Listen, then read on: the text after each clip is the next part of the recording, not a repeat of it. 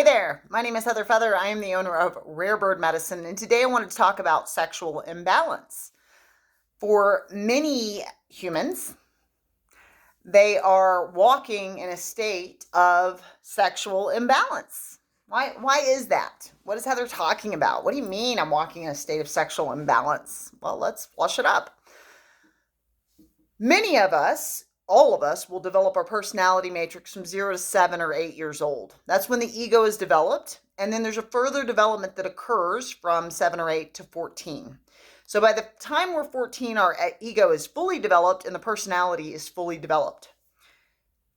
Many of us will, during that developmental period, experience sexual trauma, sexual poison, an incestuous experience, a molestation, a rape, sexual assault, some type of unwanted sexual experience. One of the things I often talk about is that this occurs for men and women. There are men that get physically abused by women. There are men that get sexually abused by all different types of gender and sexual identifications. And so this is not exclusive. These experiences of sexual trauma are not exclusive to specified genitalia. And I think it's important that we discuss that more publicly, because it's important to me that men feel safe to process their trauma and that men heal. I think we can be real gender biased it doesn't make any sense to me.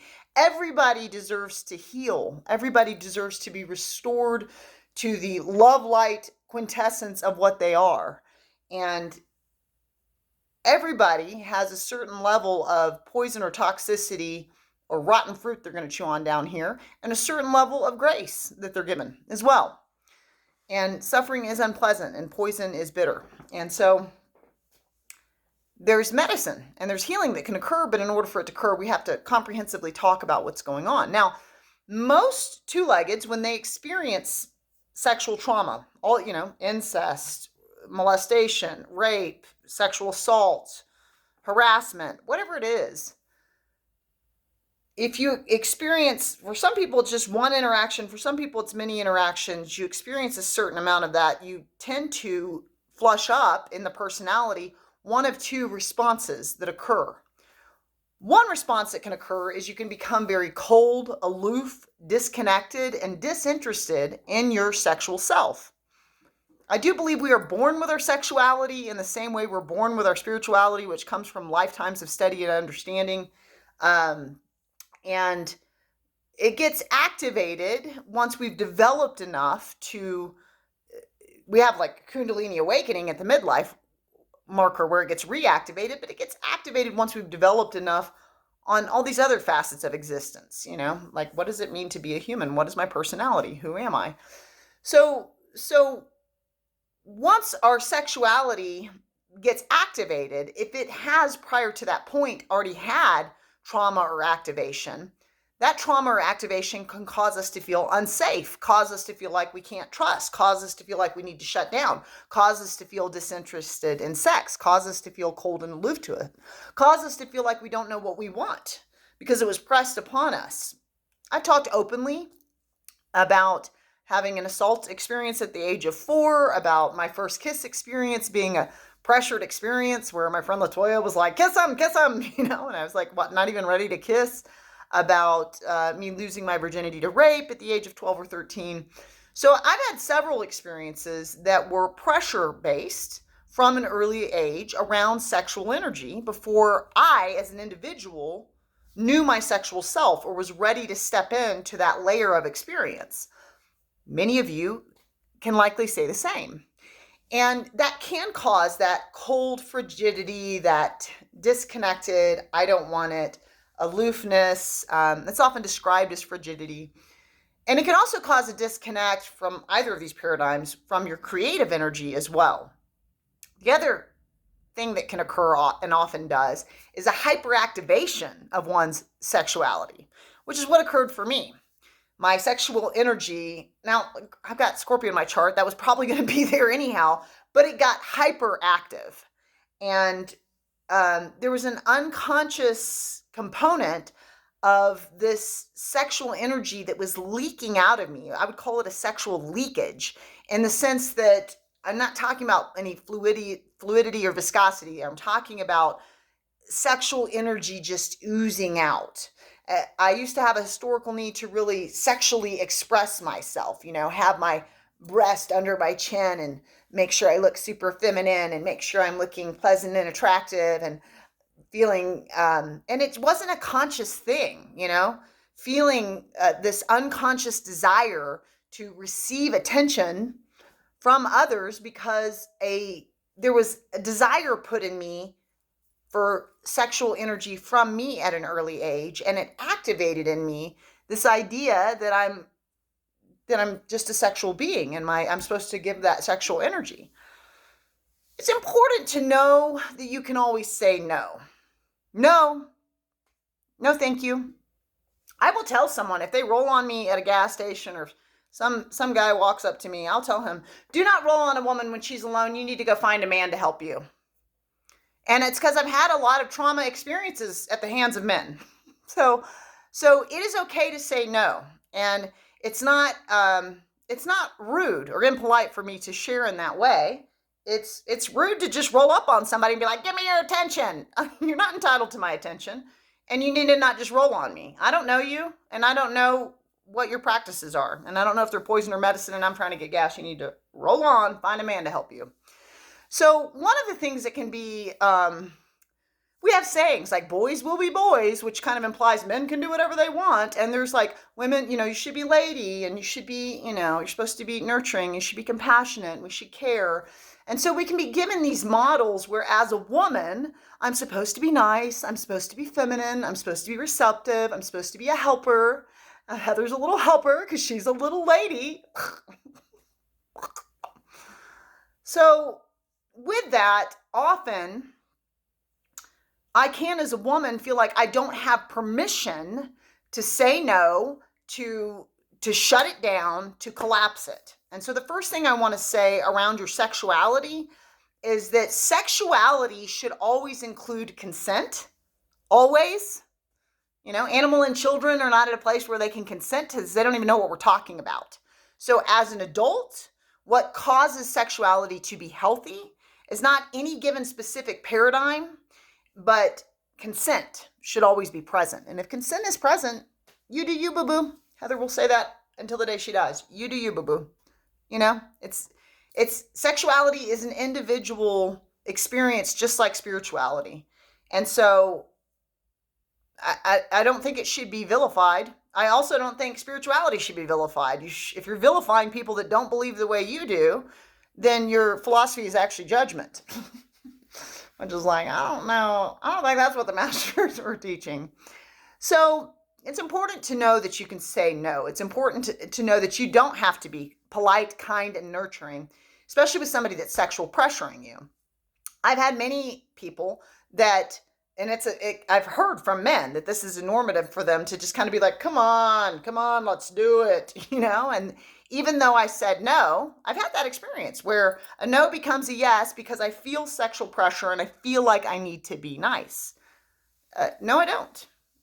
I don't have to be nice. I prefer it. And I don't have to be unkind either with my no's. I can be like, oh, that's still a no. And I prefer not to discuss this again because I've already told you no. So I need you to receive my answer. So there are ways we can be clearer when our consent is not present. We can be clearer and we can be stewards of that inner authority to express our no.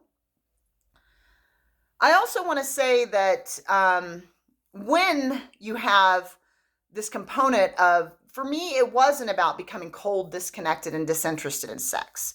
I feel like my sexual experiences, being forced into my first kiss, being assaulted at the age of 4, losing my virginity to rape at the age of 12 or 13, being in relationship with someone and their friend comes out of the closet and tries to join in, being told by men that they often go into a club and they'll give a woman 2 compliments and then a slam to her ego so that she comes back looking for another compliment so that they can get in there and hit that. I've had a lot of different experiences around a lot of the untoward behavior that can occur down here at Earth School. And so a big part of my life is not just giving me permission to say no, set a boundary, and to know I'm not a bad guy. If I need to clearly and consistently keep articulating with my inner authority, I said no, and I'm going to need you to receive me. That's a boundary.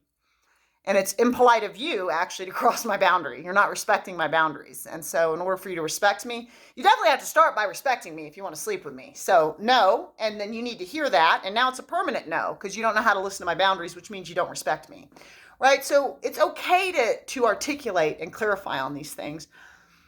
But also what can happen with that hypersexualization is you can leak sexual energy. I got married in my very early 20s. The marriage ended because of I had an affair. And, I went to my husband at a certain point and was like, I feel like I'm going to have an affair because I'm having sexual thoughts about someone else. And I don't normally do that. I've been with you a long time and this is happening and we need therapy. Can you call to get that? Since I'm the one working and paying the bills, I got to go to work. Can you call? And he didn't do that. And I'm responsible still for having an affair.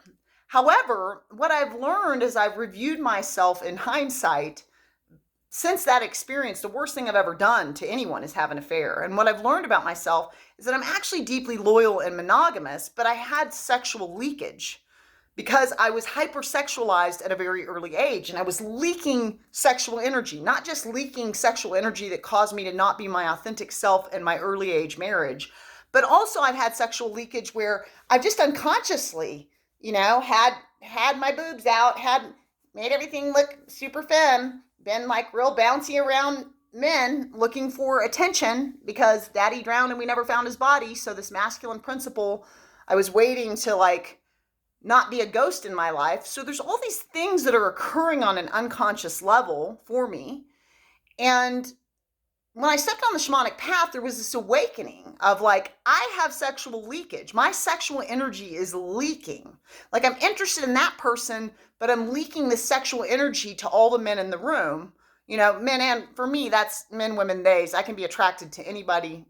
We've gotten into that, but for a lot of people, it's, same gender, opposite gender, whatever. But I would feel this like awareness of my sexual leakage in the room, even though my interest was in one person in the entire building. And so I had an awakening around that. And it was like, oh, I am leaking sexual energy because I was given a false teaching around my sexuality at an early age.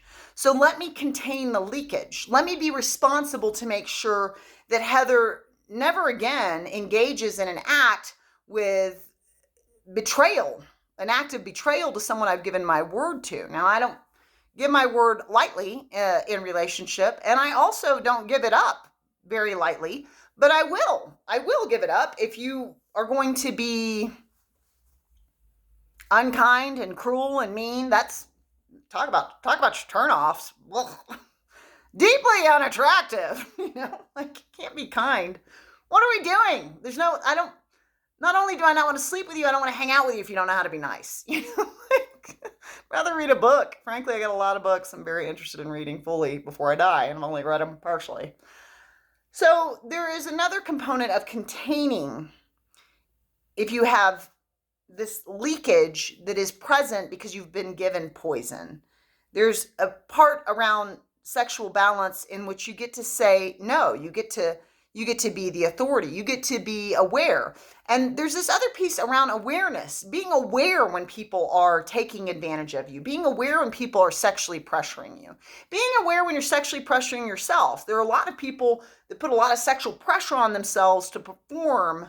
You're not going to perform at 100 every time you have sex. It's a deeply unrealistic and consistent expectation in this realm. It's like, okay, there's no one that's performing at 100 every time they have sex. And then there's this other aspect where sexual energy is connected to creative energy. The root chakra and sacral chakra are kind of merged in their fields together there. And so we can also disconnect from our creativity when we disconnect from our sexuality or aren't connected to the truth of our sexual energy. So are you in balance with your sexual and creative expression this day? If not, what steps can you take to bring them into balance? You can always subscribe to Rare Bird Medicine on YouTube, like and comment there. I'm one.